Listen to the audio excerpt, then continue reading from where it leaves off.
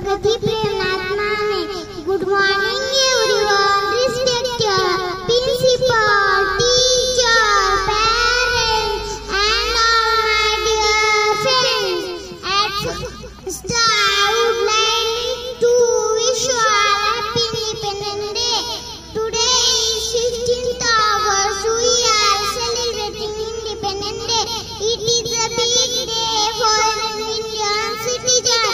India became independent on 15th August. We are celebrating Independence Day. It is a very big day for Indian citizen. India became independent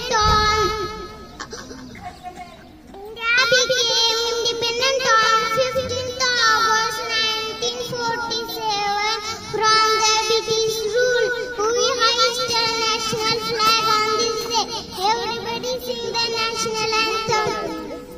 Independence Day is a celebration of our freedom. We national flag on this day. Jai Hind, Jai Bharat. Thank you.